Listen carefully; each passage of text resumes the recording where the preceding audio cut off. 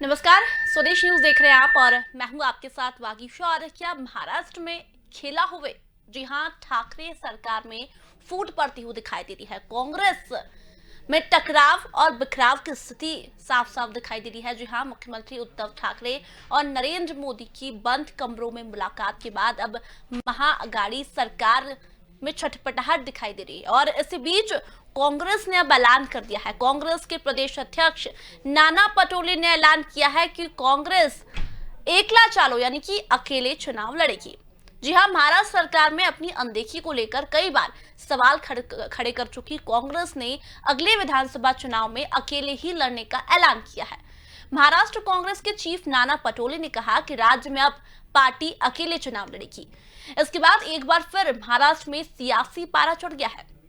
पटोले ने इस दौरान सीएम बनने की इच्छा भी जाहिर कर दी। नाना पटोले ने कहा कि कांग्रेस महाराष्ट्र विधानसभा चुनाव अकेले लड़ेगी।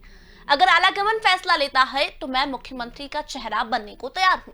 पटोले के इस बयान से एक बार फिर यह संकेत मिले हैं कि राज्य की महाविकास अघाड़ी सरकार में सब कुछ ठीक नहीं चल रहा है।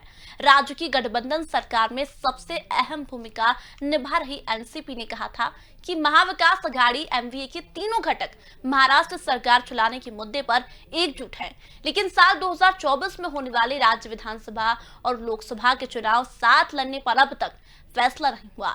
राकंपा के प्रवक्ता और महाराष्ट्र सरकार में मंत्री नवाब मलिक ने यह टिप्पणी प्रदेश कांग्रेस अध्यक्ष नाना पटोले के उस बयान में एक दिन बाद की है, जिसमें उन्होंने कहा था कि अगले विधानसभा चुनाव में कांग्रेस सबसे बड़ी पार्टी बनकर उभरेगी। वहीं पटोले ने अमरावती में कहा था कि वर्ष 2024 के चुनाव में कांग्रेस राज्य में सबसे बड़ी पार्टी बनकर उभरेगी और केवल कांग्रेस की विचारधारा ही देश को बचा सकती है। आज की बहस इसी पर कि क्या कांग्रेस में टकराव और बिखराव की स्थिति चल रही है। क्या कांग्रेस अब महाराष्ट्र में अकेले चुनाव लड़ेगी? क्या कांग्रेस को गठबंधन से हमेशा नुकसान होता है? आज की बहस इसी पर। लेकिन प्रदेश अध्यक्ष नाना पटोले ने क्या कुछ कहा, आइए आपको सुनवाते हैं। तर आखरी मी वारंवार सांगितलं की महाराष्ट्रामध्ये एक नंबरचा पक्ष 2024 मध्ये काँग्रेसच येणार आणि आमचा हायकमांड डिसाईड करेल की राज्याचा मुख्यमंत्री कोणाला करायचा। याचा अर्थ असा आहे की तुम्हाला असं वाटतं की आताचे जे मुख्यमंत्री ते शेतकऱ्यांचे प्रतिनिधी नाही आणि शेतकऱ्यांचे प्रश्न हे करण्यामध्ये ते अपयशी ठरले? बघा, मला जनभावना सांगतो, मी माझ्या मनातल्या नाही सांगत। राहिले आताचे मुख्यमंत्री हे 5 वर्ष राज्याचे मुख्यमंत्री राहील, काँग्रेसचा पूर्ण त्यांना सपोर्ट आहे। काही फॉर्म्युला ठरलाय का? कुठलाही फॉर्म्युला तयार झालेला नाही। पूर्ण 5 वर्ष उद्धव ठाकरे साहेब तो नाना पटोले ने बयान दिया है कि कांग्रेस अब अकेले चुनाव लड़ेगी और उन्होंने मुख्यमंत्री पद के लिए भी इच्छा जाहिर की है। तो अब ये साफ स्थिति दिख रही है कांग्रेस की कि कांग्रेस को कहीं न कहीं गठबंधन से नुकसान हो रहा है, क्योंकि प्रधानमंत्री नरेंद्र मोदी और उद्धव ठाकरे ने बंद कमरे में मुलाकात की। उसके बाद महाविकास अघाड़ी की जो सरकार है उसमें कहीं न कहीं छटपटाहट नजर आ रही है। आपको बता दें, गठबंधन या एकला चलो की स्थिति अभी लगातार साफ नजर नहीं हो रही है कि महाराष्ट्र में कांग्रेस गठबंधन करेगी 2024 के लिए, विधानसभा चुनाव के लिए, या फिर अकेली चलेगी। आज की बहस इसी पर करेंगे, लेकिन कुछ मेहमान हमारे साथ जुड़े हुए हैं, उनसे एक बार आपका ताल्लुक करवा देते हैं। हमारे साथ कांग्रेस से पक्ष रखने के लिए योगेश गुप्ता जी जुड़ चुके हैं और बीजेपी से पक्ष रखने के लिए हमारे साथ नवीन मिश्रा जुड़ेंगे। लेकिन सबसे पहले सवाल योगेश जी से करूंगी। योगेश जी, हम स्थिति देख रहे हैं कांग्रेस की, अभी महाराष्ट्र की हम बात कर रहे हैं। अब महाराष्ट्र में प्रदेश अध्यक्ष नाना पटोले जो है उन्होंने बयान दिया है कि कांग्रेस अब अकेले चुनाव लड़ेगी, यानी कि गठबंधन से कहीं ना कहीं कांग्रेस को नुकसान हो रहा है। हम असम की स्थिति देखें, केरल की देखें, पश्चिम बंगाल की देखें, यूपी की देखें। पटोले जी की बात से सहमत हूँ। कांग्रेस पार्टी को हर स्टेट में अपनी दम पर चुनाव में जाना चाहिए। ये पिछले काफी अर्से से इस बात की जरूरत। योगेश जी की आवाज थोड़ी सी बढ़ाएं, उनकी आवाज मुझ तक नहीं पहुंच पा रही है। हेलो, आवाज आ रही है आपको? जी बिल्कुल आ रही है। जी शिवानी जी, बिल्कुल योगेश जी कहिए। मैं नाना पटोले जी की बात से सहमत हूँ। उन्हीं की बात को आगे बढ़ाते हुए मेरा भी ये मानना है, कांग्रेस पार्टी में भी राष्ट्रीय स्तर पर इस बात की मंथन चल रहा है कि हर स्टेट में, हर राज्य में, जिस प्रकार हम मध्य प्रदेश, छत्तीसगढ़, राजस्थान और अन्य प्रदेशों में जो हिंदी भाषी प्रदेश है, पंजाब वगैरह, उनमें हरियाणा में अपनी दम पर चुनाव मैदान में जाते हैं, निश्चित रूप से महाराष्ट्र में भी हमें ऐसा ही करना चाहिए था। कांग्रेस पार्टी एक राष्ट्रीय पार्टी है और अगर कांग्रेस पार्टी का राष्ट्रीय नेतृत्व इस प्रकार का कोई फैसला लेता है प्रदेश अध्यक्ष की सहमति से, प्रदेश कांग्रेस की सहमति से, तो मैं इसका स्वागत करूंगा। जी योगेश जी, लेकिन कांग्रेस में हमें महाविकास आघाड़ी की यदि बात करें तो छटपटाहट लगातार नजर आ रही है, क्योंकि मुख्यमंत्री उद्धव ठाकरे ने प्रधानमंत्री नरेंद्र मोदी से बंद कमरे में मुलाकात की, उसके बाद ये लगातार छटपटाहट नजर आ रही है, क्योंकि कहीं न कहीं गठबंधन से नुकसान हो रहा है कांग्रेस को। देखिए, ऐसा नहीं है, संविधान ने हर प्रदेश के मुख्यमंत्री को प्रधानमंत्री से मिलने का अधिकार दिया है। वो निश्चित रूप से अपने राज्यों के लिए कोई विशेष पैकेज की मांग के तहत प्रधानमंत्री से उनकी मुलाकात हुई होगी, सौजन्य भेंट भी हो सकती है।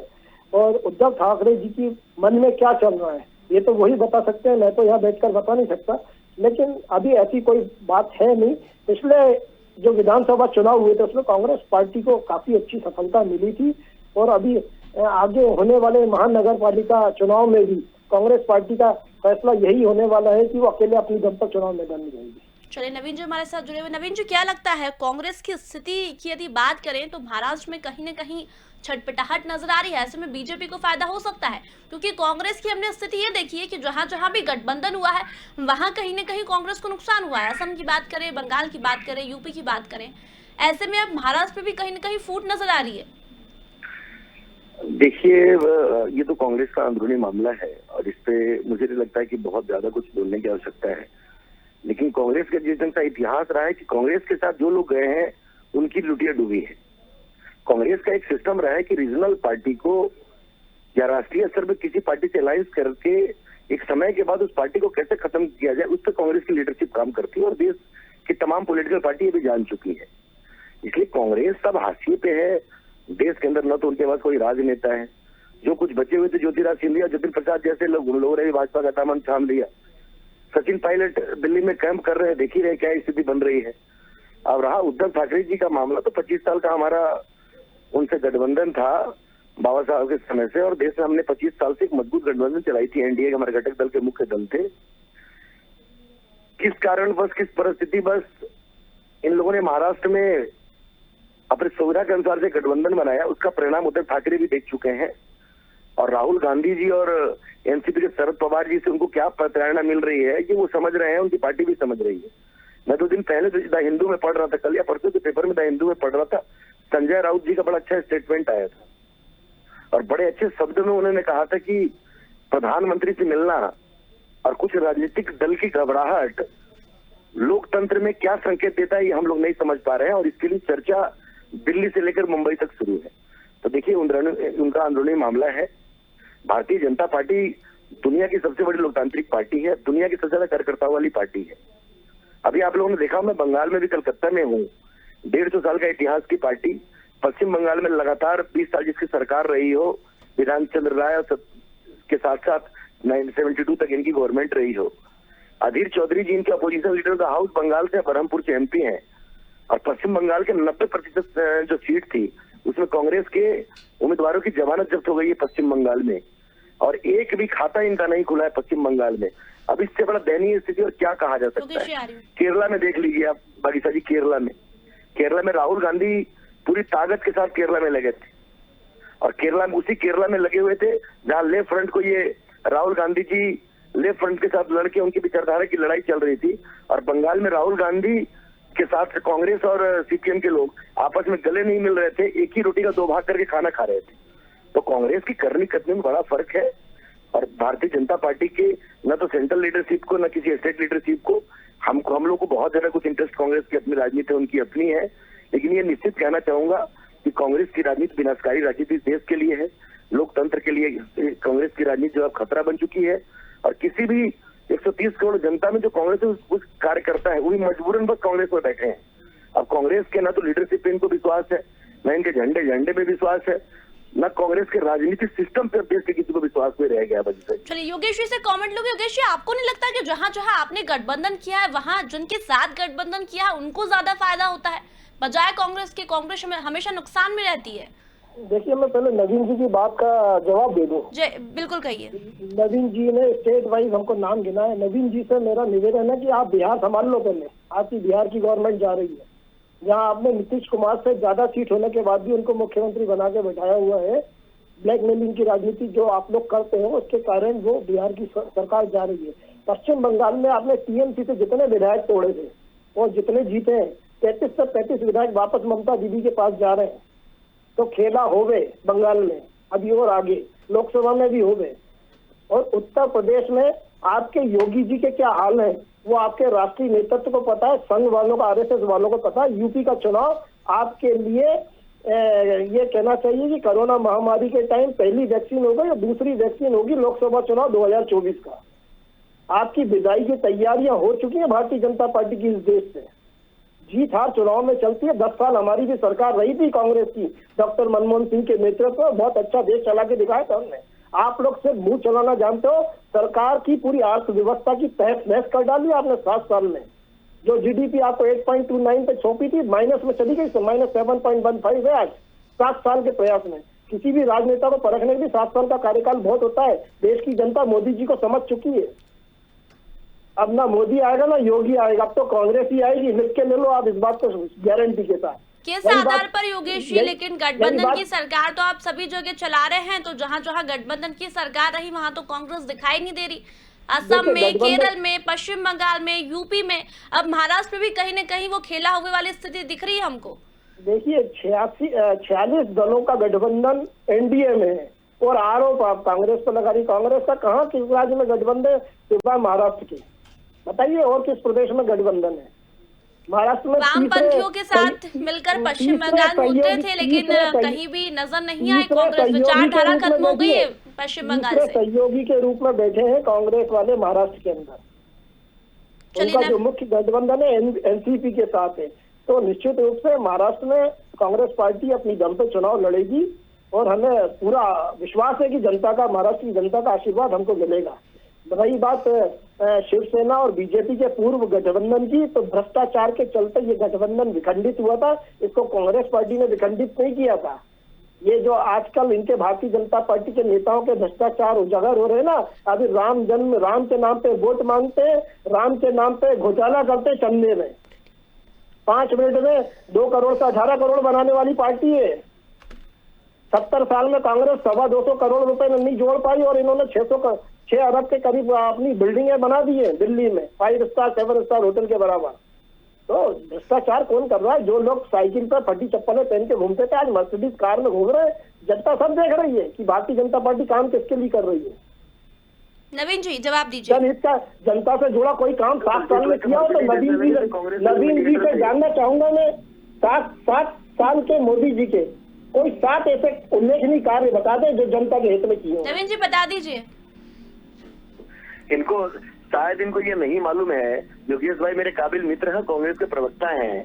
इन लोग के यहाँ तो गाइडलाइन मुझे लगता है आजकल राहुल गांधी जी भेजने लगे हैं। पूरी 70 साल में 55 साल सरकार चलाने वाले लोग हिंदुस्तान के गांव-गांव तक सिलेंडर नहीं पहुंचने दिए। गरीब लोगों को चूल्हा में लकड़ी जला करके हमारी योगेश भाई योगेश भाई सुन तो लीजिए पहले।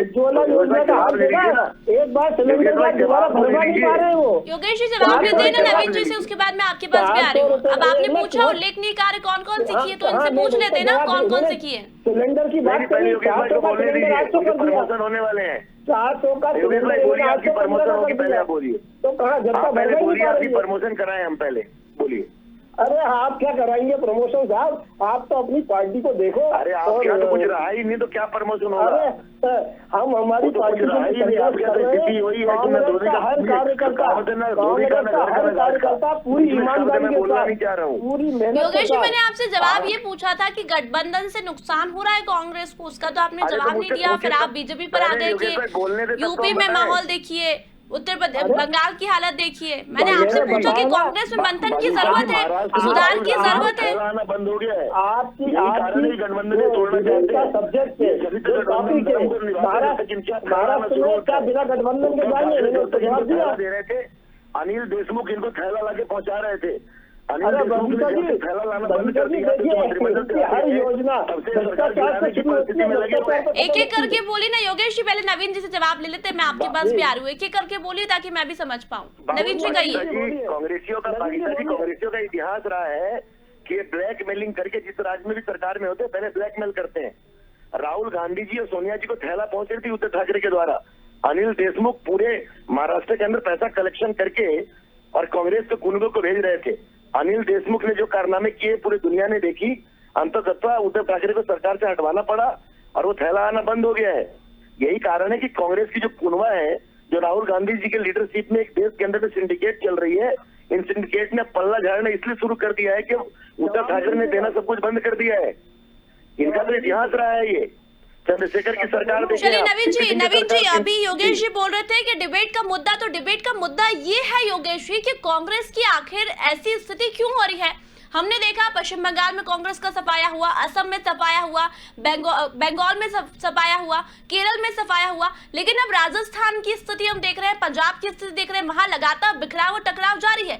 यानी कि आप लोग पहली पंक्ति के नेताओं को ज्यादा तवज्जो देते हैं बजाय दूसरी पंक्तियों के, और दूसरी पंक्ति के नेताओं को तवज्जो ना देने के चलते ही ज्योतिरादित्य सिंधिया पार्टी छोड़कर चले गए, जितिन प्रसाद चले गए, और अब सचिन पायलट की भी लैंडिंग की तैयारी है।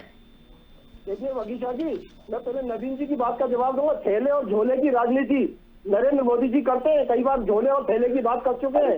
80,000 से 50,000 से 80 करोड़ बनाने वाले अमित शाह के बेटे जैसा भ्रष्टाचार में नंबर 1, भ्रष्टाचार में नंबर 1। नोटबंदी के समय एक दिन में 1500 करोड़ रुपए अमित शाह के बैंक में जमा हुए, जिस सहकारी बैंक के अमित शाह चेयरमैन थे। नोटबंदी सभी का सबसे बड़ा घोटाला जो भारतीय जनता पार्टी द्वारा किया गया। आवाज सुनने का मौका रखिए, आवाज सुनने का मौका रखिए। पूरी दुनिया जानती है। भारतीय जनता पार्टी के नेता ब्लैकमेलिंग करते हैं।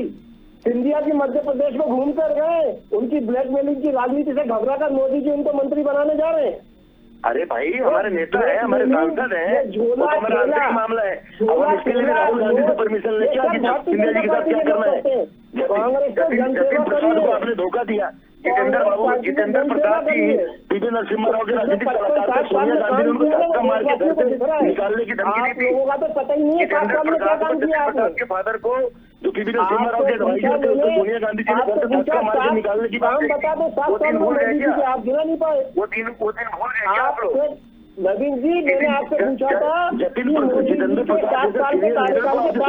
जी बताइए ना क्या क्या कार्य किए हैं। ये योगेश जी जब से पूछे जा रहे हैं कि क्या क्या कार्य किए, तो आप गिना दीजिए, फिर मेरे को योगेश जी से बहुत सारे सवाल कर रहे हैं। योगेश जी इनसे जवाब ले रहे ना, अपन जवाब ले रहे, दीजिए जवाब। ये मेरे बीच में बोल रहे हैं, सुनने के लिए तैयारी नहीं है तो क्या करें? उनको बोलने दूंगा। उनको पहले सुनना ही नहीं चाहते हैं, उनको तो राहुल की चिंता है। बेफोर्स में पूरी दुनिया में भारत को बदनाम कर दी है और राफेल की उनको चिंता लगी हुई है। पूरी दुनिया में बेफोर्स की दलाली के नाम पे गांधी परिवार बदनाम हो गया हिंदुस्तान में, पूरी दुनिया में, और इनको राफेल की चिंता लगी है। उज्ज्वला योजना में जो गरीबों को सिलेंडर मिला इसलिए ये प्रताड़ित हो रहे हैं। इनको मालूम है कि पूरी हिंदुस्तान के अंदर जो है हमने हिंदुस्तान को महाशक्ति के रूप में इसलिए काम किया कि हमने सैनिक क्षमता को बढ़ाया और इनको इसलिए चिंता लगी हुई है। प्रधान इसीलिए बैठे हैं। 2 करोड़ से 18 करोड़ कैसे बनाए जाते हैं? क्या है कि आप लोग एक एक करके बात रखिए, एक एक करके बात रखिए। योगेश जी मैं आपके पास आऊंगी, इनसे जवाब लेने दीजिए, एक एक करके बात रखिए। नवीन जी आप कहिए पहले, फिर मैं योगेश जी के पास आऊंगी। योगेश जी मैं आपके पास भी आ रही हूँ ना, आप लोग एक एक करके बात ही नहीं रख रहे हैं, फिर कैसे हम समझ पाएंगे? नवीन जी पहले आप जवाब दीजिए इनकी बातों का, फिर मैं योगेश जी के पास आऊंगी। योगेश जी आपके पास आ रही हूँ मैं, योगेश जी मैं आपके पास भी आ रही हूँ, पहले नवीन जी से जवाब लेने दीजिए। नवीन जी कहिए।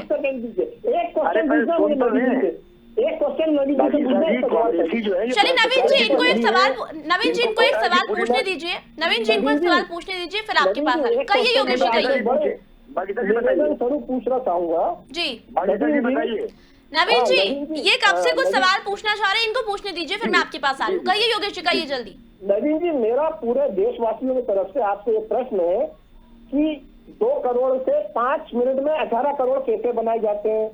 ये मुद्दा आप लोग क्यों मुद्दे से क्यों योगेश जी मुद्दे से क्यों भटक रहे? मैंने अभी सवाल किया कि कांग्रेस की स्थिति ये क्यों हो रही, तो आप लोग फिर राम मंदिर पर आ गए। राजीव गांधी देश के पहले प्रधानमंत्री सर मुद्दे पे आते हैं ना योगेश जी, मुद्दे पे आते हैं ना, मुद्दे पे बात कर रहे हैं। मुद्दा भ्रष्टाचार है। ये राजीव गांधी जी ने इतना बड़ा भ्रष्टाचार हुआ है, उस पर डिबेट नहीं हो रही है। ये कांग्रेसियों के लिए डिबेट होना चाहिए थी। जिस ढंग से 2 करोड़ से 18 करोड़ बनाए इन्होंने, 5 लोगों ने कैसे बनाए? 2 करोड़ से 18 करोड़ इन्होंने कैसे बनाए वो पूछना चाहता हूँ मैं। सारे देशवासी जानना चाहते हैं, क्या हो सकती है भारत की संस्कृति, सारे भारतवासी जानना चाहते हैं कि 2 करोड़ से 18 करोड़ कैसे बनाए जाते हैं। 50,000 से 80 करोड़ कैसे बनाए छह साल में? ये सब चीजें बताइए आप। नवीन जी से शायद संपर्क टूट गया है, फिर से संपर्क उनसे साधने की कोशिश करेंगे। तब तक योगेश जी मैं आपसे जवाब ले रही थी इतनी देर से कि इतने साल पुरानी पार्टी जिसने इतने सालों तक राज किया, लेकिन अब ऐसी हालत क्यों हो रही है? क्या ये सही है कि पहली पंक्ति के नेताओं को तवज्जो दिया जाता है? हम ये देख रहे हैं कि सचिन पायलट दिल्ली में मौजूद है, प्रियंका गांधी से उनकी मुलाकात नहीं हो पा रही है, वहां अलग सियासी हलचल तेज है। वहीं बात करें तो यूपी में भी अब अकेले कांग्रेस चुनाव लड़ने जा रही है, क्योंकि पहले भी गठबंधन किया था तो नुकसान हुआ था। अब महाराष्ट्र में भी कहीं न कहीं जो गठबंधन की सरकार चल रही है उसमें कहीं न कहीं उथल पुथल नजर आ रही है। तो आखिर क्यों, क्या मानते हैं, क्या पार्टी में असल में सुधार की जरूरत है? देखिए रवीश जी, यूपी में हमारा जो चेहरा है मुख्यमंत्री का वो प्रियंका गांधी है। ये बिल्कुल निश्चित रूप से उत्तर प्रदेश की जनता को जता दिया गया है, इसलिए उत्तर प्रदेश में तो गठबंधन का सवाल ही नहीं उठता। एक बात। दूसरी बात, मेरा ये निवेदन था कि जब बीजेपी में राष्ट्रीय स्तर पर इतने कुशल नेतृत्व करता है जो चुटकियों में पैसा बना लेते, तो हमारे देश की जीडीपी नीचे कैसे जा रही है, माइनस में क्यों जा रही है? ये मैं पूरे देशवासियों की तरफ से जानना चाहता हूँ। जब इतनी जल्दी पैसा बनाने में भारतीय जनता पार्टी के लोग माहिर है, तो देश नीचे गर्त में क्यों जा रहा है? हो सकता है ये कभी सोचे देश गर्त में क्यों जा रहा है? राजीव गांधी जी माइनस में जीडीपी क्यों जा रही है? आप लोग 5 मिनट में 2 करोड़ से 18 करोड़ बना लेते हो। दलाली करना 5 मिनट में आपने राफेल की दलाली करी। राफेल की दलाली अभी ओपन होने वाली है। जैसे मोदी जी हटेंगे ना, मोदी जी जब हटेंगे तो राफेल के पन्ने पलटेंगे। तो राफेल की बफोर्स में कोई दलाली नहीं हुई थी। उस बफोर्स कोर्ट में कारगिल युद्ध जीता था। उस बफोर्स कोर्ट में कारगिल युद्ध जीता था। सुप्रीम कोर्ट से क्लीन चिट मिली है बफोर्स में। आप लोग झूठ बोलते हो, आरोप लगाते हो। चलिए नवीन जी आपके पास आ रही। योगेश जी, आप इस बात को मान रहे हैं जो कपिल सिब्बल ने कहा कि देश में मजबूत विकल्प की जरूरत है, क्या आप इस बात को स्वीकारते हैं? नहीं, कपिल सिब्बल जी के सुझाव यकीनन स्वागत योग्य है और उन्होंने पार्टी हित में, संगठन हित में अनुभव और युवाओं के सामंजस्य को लेकर चलने की बात पार्टी राष्ट्रीय नेतृत्व से करी है। निश्चित रूप से उस पर गहन मंथन विचार विमर्श होगा और सिब्बल जी के सुझावों को स्वीकार किया जाएगा, ऐसा मेरा पूर्ण विश्वास है। सिब्बल जी ने कोई गलत बात नहीं करी, पार्टी हित में, संगठन के हित में अच्छी बात करी है। हम उनके सुझावों का स्वागत करते हैं। तो फिर ये नेता जो इतने सारे छोड़ के जा रहे हैं, सचिन पायलट जो काफी पुराने हैं, उनकी भी तैयारी है, जतिन प्रसाद चलेगा, ज्योतिरादित्य सिंधिया चलेगा, तो ऐसे करके तो कांग्रेस पार्टी में सिर्फ 3 ही सदस्य बचेंगे, सिर्फ परिवार। जवाब ले लीजिए। भारतीय जनता पार्टी के राष्ट्रीय उपाध्यक्ष मुकुल राय जी छोड़ के चलेगा। आपने एक भी बार नहीं पूछा कैसे चलेगा? 6 महीने पहले आपने इतने जोर शोर से मैंने सिर्फ इसलिए सवाल किया योगेश जी क्योंकि कांग्रेस बहुत पुरानी पार्टी है, कांग्रेस ने बहुत सालों तक राज किया है, तो फिर कांग्रेस की ऐसी स्थिति क्यों है? मुकुल राय के ऊपर भ्रष्टाचार के आरोप भी बीजेपी ने लगाए थे, खूब लगाए थे कि नहीं लगाए थे? फिर क्लीन चिट भी बीजेपी ने दे दी। मतलब जो भ्रष्टाचारी भारतीय जनता पार्टी में आ जाता है वो पवित्र हो जाता है। बीजेपी बची क्यों है? कभी समाजवादी पार्टी के आधे नेता हैं, आधे टीएमसी के, आधे कांग्रेस के। मूल बीजेपी के कार्यकर्ता के बेचारे चाट पत्ते उठा रहे हैं।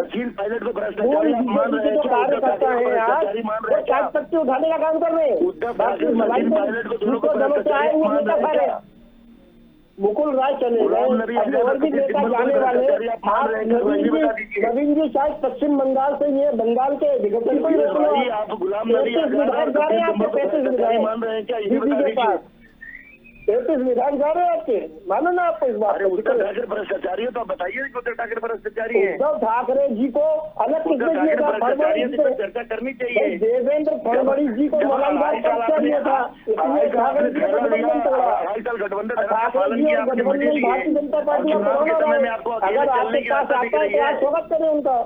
नहीं, 2.5 सालों तक आपने ठेले भेंट करवाए, 2.5 साल सत्ता का सुख लिया। भारतीय जनता पार्टी भरती है कर रहे हैं। अभी थोड़ी देर पहले मैंने बोला, आपके मोदी जी भी कहते हैं झोला उठा के चले जाऊंगा, झोला उठा के मतलब भर के जाएंगे वो झोला पूरा, देश का खजाना खाली करके और अपना झोला भर के जाएंगे। तो धन्यवाद तो नरेंद्र मोदी जी झोले और की राजनीति करते हैं, आदमी को भाषा बोल रहे हैं। इन लोगों के कम से कम झोले की भाषा भारतीय जनता पार्टी को लोग बोलते हैं और करते हैं। कांग्रेस ने तो जनता के हित में काम किए। मध्य प्रदेश की संस्कृति को बदनाम कर देते। कितनी बड़ी भ्रष्टाचार को जन्म मध्य प्रदेश में दे दिया था कमलनाथ। कोई अपनी पार्टी के बारे में बात करना ही नहीं चाहता। मैं बीजेपी से बात करूं तो वो कांग्रेस पर आ जाती है, कांग्रेस से बात करूं तो बीजेपी की कमियां गिनाने लगती है। फिलहाल चर्चा में इतना ही समय था। मैं दोनों को धन्यवाद कहना चाहूंगी। यहीं पर तो बात चल रहा था कि कांग्रेस में लगातार टकराव और बिखराव जारी है, क्योंकि हम स्थिति देख रहे हैं। पंजाब में भी उथल पुथल की स्थिति है, राजस्थान में उथल पुथल की स्थिति है, यूपी में। इसके पहले की यदि बात करें तो असम में कहीं न कहीं कांग्रेस को हार का सामना करना पड़ा, पश्चिम बंगाल में, केरल में ये स्थिति हम कांग्रेस की देख रहे हैं। ऐसे में महाराष्ट्र में भी अब क्या खेला हुए, क्या कांग्रेस महाराष्ट्र में अकेले चुनाव लड़ेगी, ये सबसे बड़ा सवाल है। तो फिलहाल चर्चा में इतना ही, जल्दी लौटेंगे, तब तक बने रहिए स्वदेश न्यूज के साथ।